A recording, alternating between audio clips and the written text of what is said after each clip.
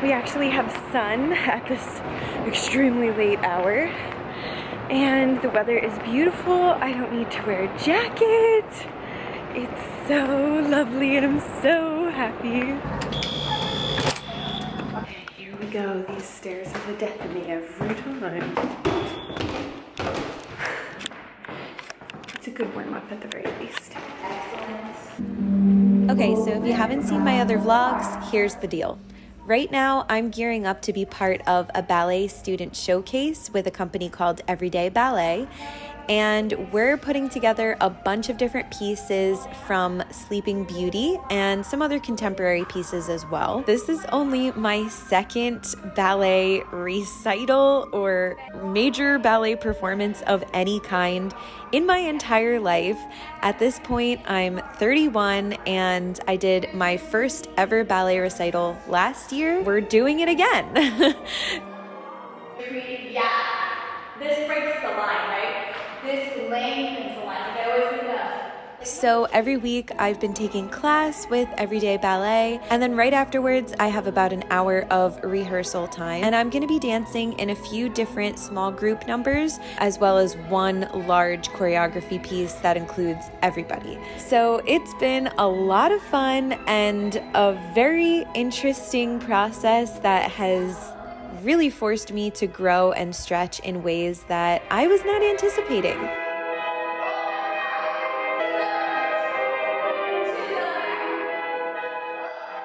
So that's kind of the hot gossip to get you up to date on what's going on. Now, this might look very simple and very easy, but sometimes coming away from the bar and moving into the center can really just F up your brain and your balance. And as you can see, I was definitely struggling with my balance quite a bit here on this day. So yeah, sometimes I wish everybody would take a ballet class, because what is made to look so easy and effortless and graceful, when you actually try it yourself, you realize is a lot more challenging than it looks. So yeah, I definitely have to work on my posture and my core, and I've learned so much about the value of maintaining your balance through not only your core, but also your upper back. And yeah, your arms, your port de bras, everything is so much more important. Like every tiny element of how you hold your body in ballet is critical and important, and it's very fascinating. The human body is wild.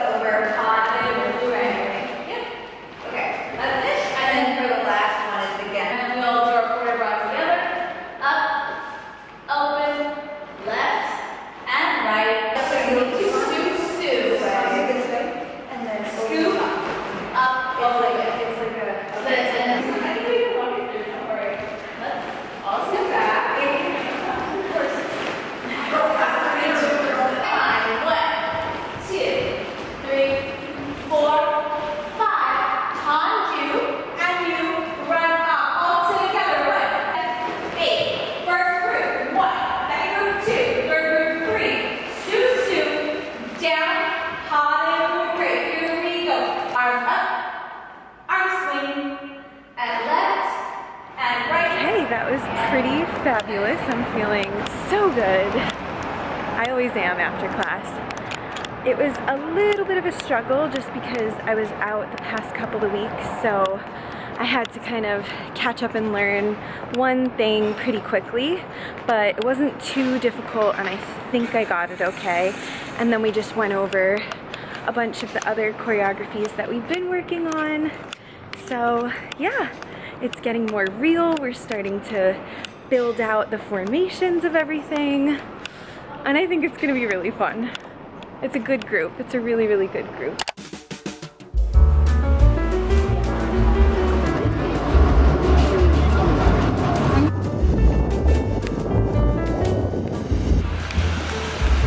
Hello hello, love. I'm on my way to yet another rehearsal. Things are getting pretty serious now. We're getting really close. We only have about a month left until showtime. So we're really focusing on blocking all the choreography and getting it really set in stone so that we all know what we're doing. And it's been fun. It's been a journey, you know? So yeah, I am about to take my little warm-up class and then we'll get right into rehearsal. About to be a good night. So this was the first night that I took class with the founder of Everyday Ballet. Her name is Tika, and wow, oh my goodness, she is such an incredible dancer and an amazing teacher. She just has this really calming presence, and I really appreciate that in a teacher, especially as an adult beginner, because not every teacher is like that. But she makes it really fun and encouraging, so this felt like such a treat to be able to learn from her. Almost the ankle of the knee. And we're going to see that either to the front, to the side. That's it. And we did some very interesting things in her class, like this little hug moment here in our rond de jambe was beautiful. And I'm probably a little out of alignment, as I usually tend to be, but it was just a gorgeous feeling nonetheless.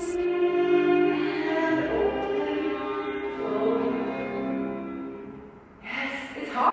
Okay. And she is so excited, and there are prince courtiers that come to kind of like start to woo her, because you know they get very young right now. So there's lots of boys that come to sort of, But this is by far my favorite part of every single class. At the end of every class, we spend a long time working on port-de-bras, and oh my goodness, I am addicted to it.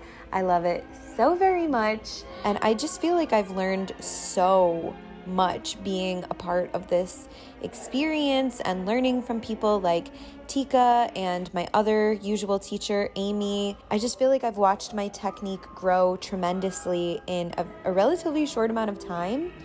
And I think that is the power of proper instruction, proper dedicated and patient instruction.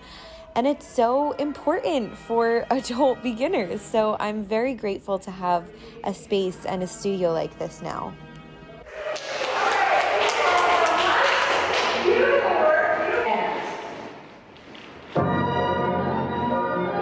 To be honest, this is the part of the rehearsals where I started to get a little bit nervous, because this piece is pretty long and I'm also in 3 other numbers. So I was getting a little bit concerned as to whether or not I'd be able to remember everything.